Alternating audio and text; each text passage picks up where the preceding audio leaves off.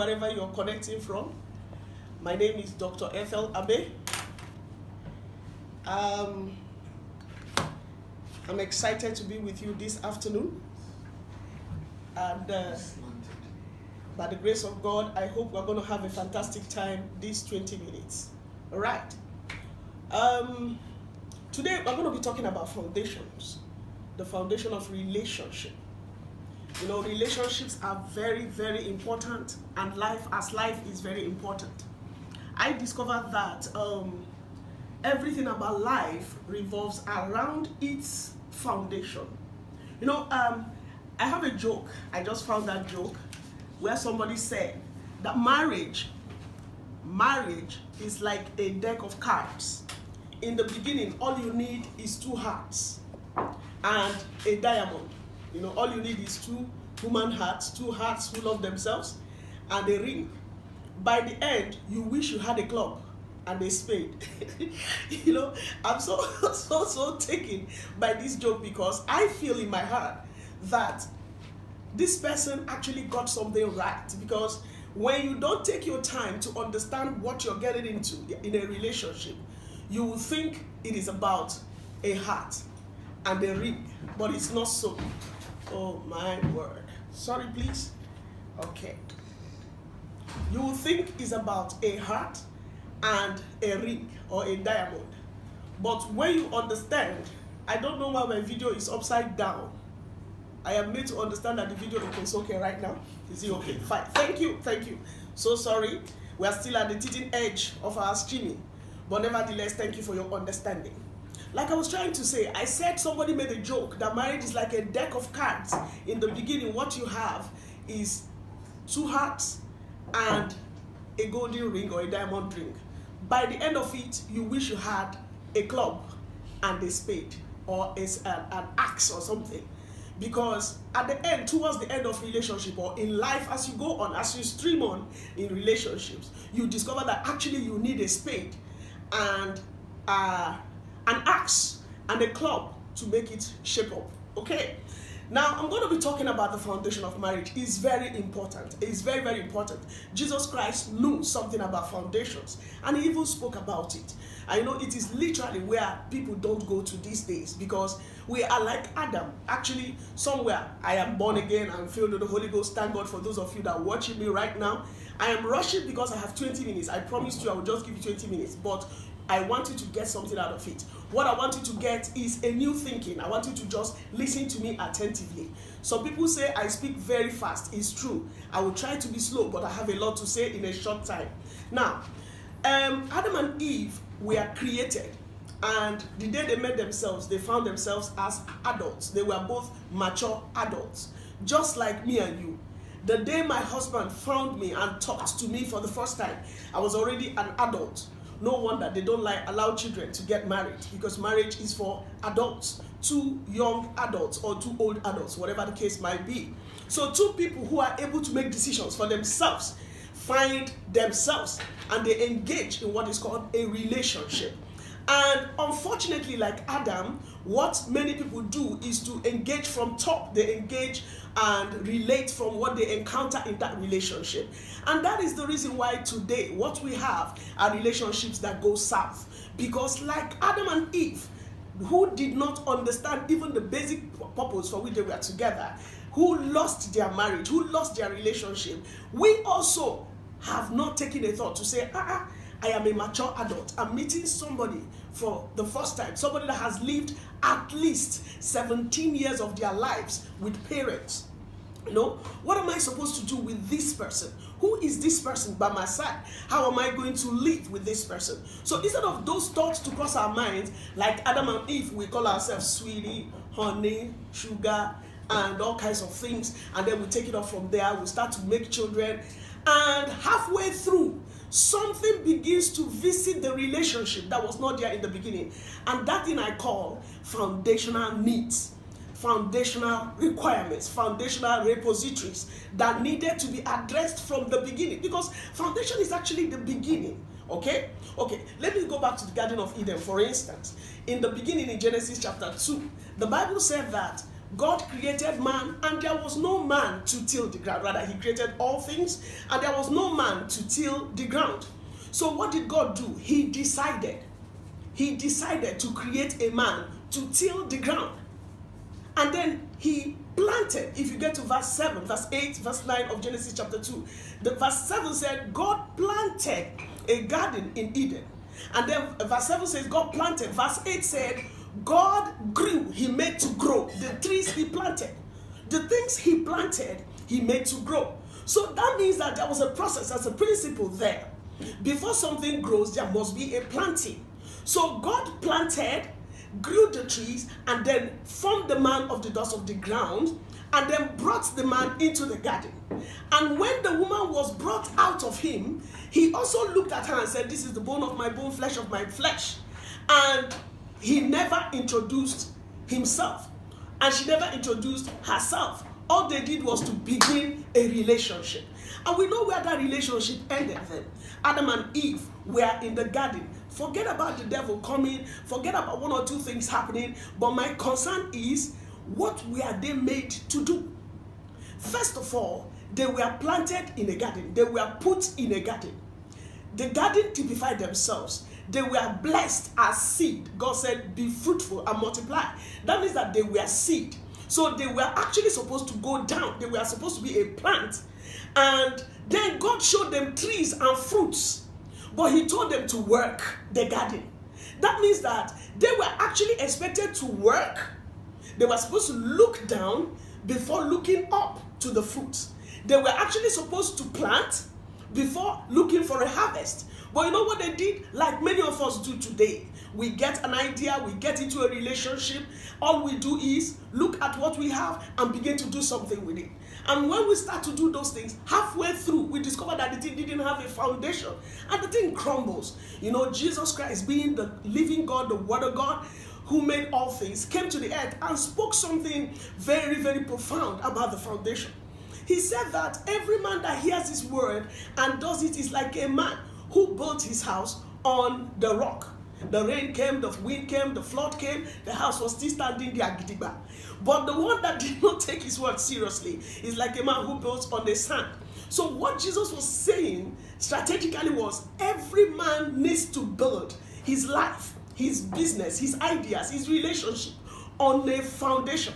Before I go into all that detail, let me also show you something. Do you realize that when Adam and Eve saw themselves, they didn't ask, how do we take this relationship to the next level? They didn't even make any attempt at building any foundation. They did not even understand the purpose for which they were born or they were together. All they encountered was an enemy, and they began to fight the enemy from the top. And there is no how you build, or rather, you are founded on top without a foundation, that when you encounter challenges, you won't fall. Okay? Now, Adam said something to Eve, you are the bone of my bone, the flesh of my flesh. And where does that take them? It took them to nowhere, because he did not even understand why she was created or why he was there by her side. You know how he called her names. I'm not going to talk about the naming and all that. But something was wrong with the way they lived. They were to till the garden. You know, something I saw yesterday that shocked me, that freed my heart so much, was that, you see, when God speaks, you need the Holy Ghost to interpret what he's saying to you. God said to himself, there is no man to till the ground. So he made the man capable of tilling the ground. He made the man, equipped him with a hand to till the ground, with eyes to see. But the man didn't look down. The man didn't till the ground. The man looked up. And what they kept on seeing, even Eve, was the tree of the knowledge of good and evil, the tree of life. They were busy looking at trees. They didn't look down. My brother, my sister, I don't know what relationship you're involved with, or what you are looking at, or what you have gotten into in your relationship. Just take a trip back to your heart. When you met your spouse, or when you met the person you're in a relationship with, you were just like Adam. You were like Eve. What did you think? Every one of us entered marriage or are in a relationship today with a mindset. What is the mindset? oh, if I marry this guy, my life will be better. Oh, if I marry this woman, she will take care of me. She will give me good and beautiful children. Oh, if I do this with this person, this is how it's going to end. So we have the foundation of our marriages in our expectations, our needs. Some of us have it in the person's purse. Our foundation for a relationship is in how rich she is or he is, how educated, how beautiful, how exposed, how well traveled, or how cultured, or how religious. So we have all kinds of foundations that underpin our relationships. And when we continue in those relationships, those foundations, they begin to speak. And because they are faulty or wrong foundations, as they speak, they challenge what we thought was what we saw when we were going to get married. But you see, those foundations were never deliberately dug. Because I know, I was sharing with somebody recently, I said, foundation is a discovery. You dig to discover a depth. You dig to lay foundation. Foundation is a discovery. So if you don't discover, or if you don't dig to discover or to build a foundation for your relationship, you struggle. Okay? Now, to be able to lay a foundation, you have to dig up stuff. Remember, I said you met, at least you were 17 or 18 years old when you met the person you're in a relationship with. And when you met, you have things that you have experienced. You have things that you have known. You have things that you are looking at. There are things that form you, that came with you in the relationship. The same way your spouse or the person you're in a relationship with has their own things. So what to do is not to build on those things. What you do is to dig one another. What you do is what? You dig one another. The digging is not to destroy, it's to unearth. Who are you? What do you know? How did you come this way? What kind of experiences do you have? You exchange debts. You communicate debts. And when you communicate with each other's debts, then you look at one another. What do we want to build? Remember, the wise people say the height, or the architects, they say the height of a building is defined by its foundation. If you want to build a little bungalow, you don't need a very deep foundation. If you want to build a skyscraper, you need a very deep foundation. Some people say it costs more to build foundations than it is to build some houses, because you have to put a lot of things in the ground. The things in the ground are not ordinary things. You don't just put cement and make it nice. Foundation is not sweet. I love you, and you know you're my sweetest mosquito in the net, or whatever, those stuff. No, foundation involves hectic things, hectic stones. Teachings. If it involves, let me say, the greatest foundation is Christ. Anyway, we'll get there. But it involves stones, concretes.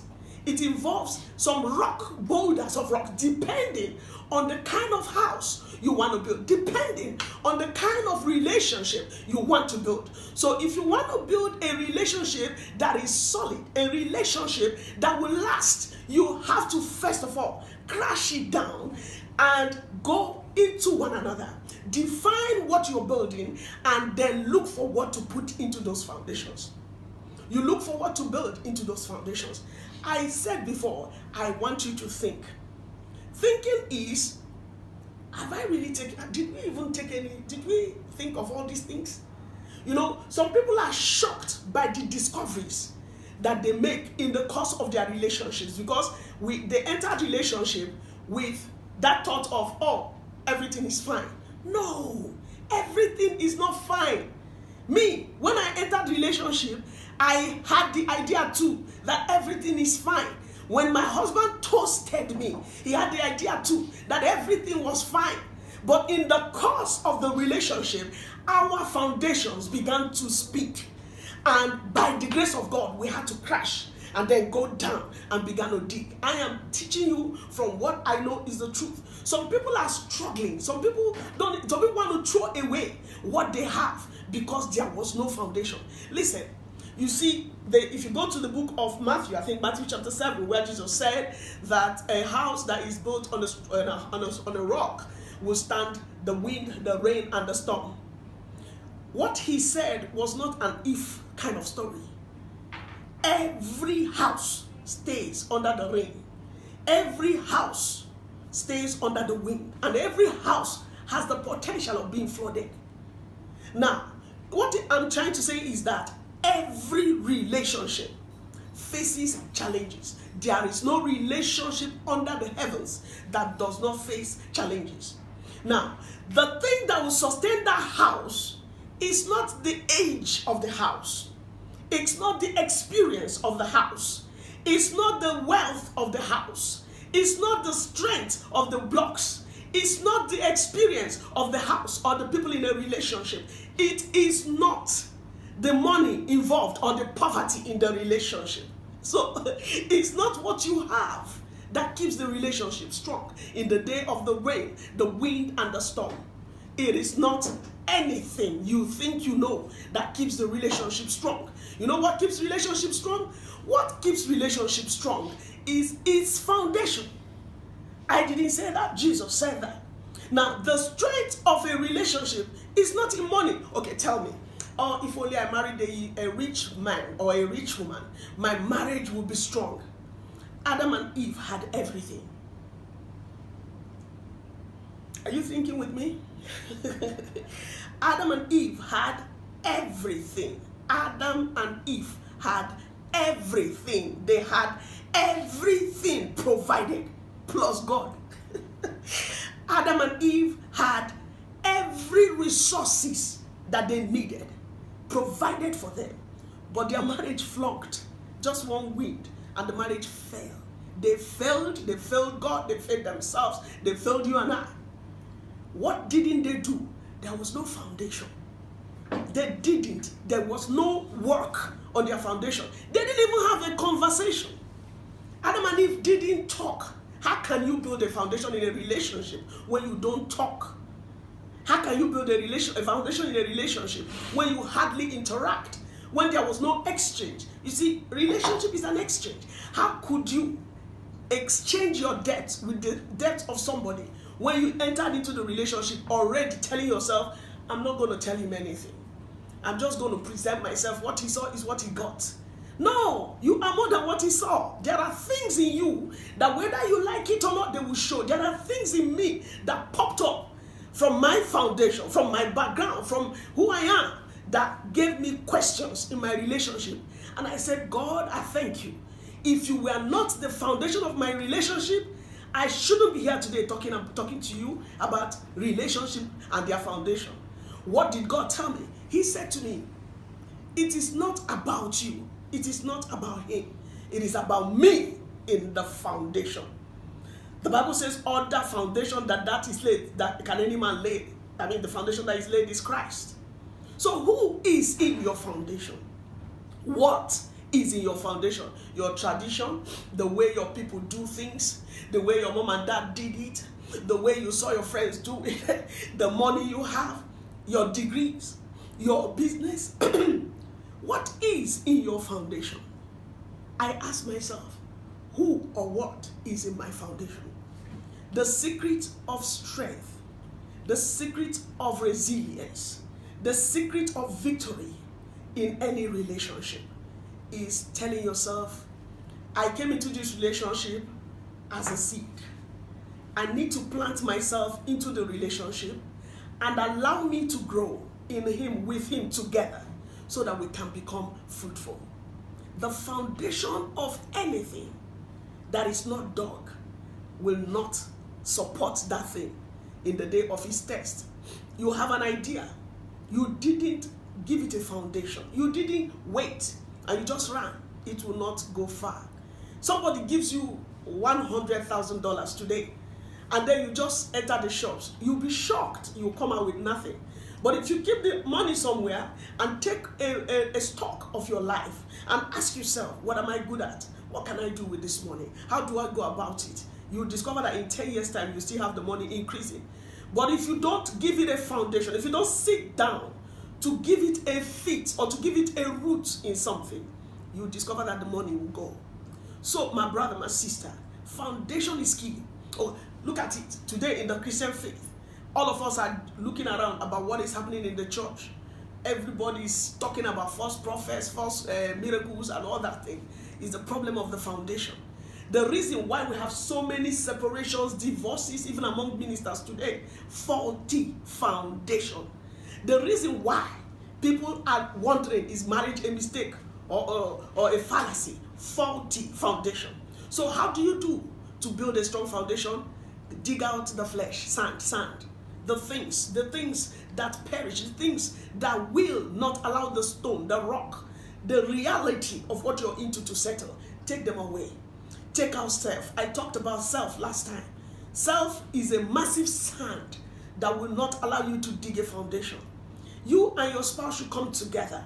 If you're not married and you're hoping to get married, when you get into a relationship, please, down tool, say, oh boy, okay, this thing no be joke. If we must live long, what are we looking at?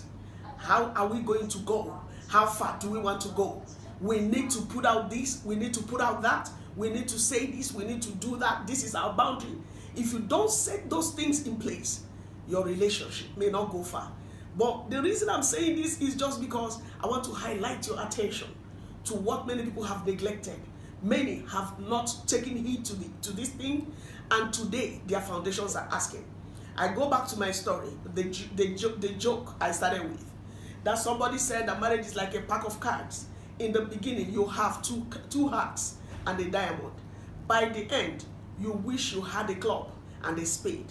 I am saying to you now, take a spade, take a club. The things that need to be brought down, bring them down. And dig up the things that need to be dug up. I'm not saying the things that Jesus has forgiven you about. I'm talking about your personality things, yourself, the things that need to be dug up. Dig them up so that you can put the things that last, Christ, into your foundation. Reality, things that matter, into your foundation. I pray that God, the Almighty Father, will help you take a hold of your life and give it meaning by taking roots downwards and bearing fruits upwards. God bless you. Bye.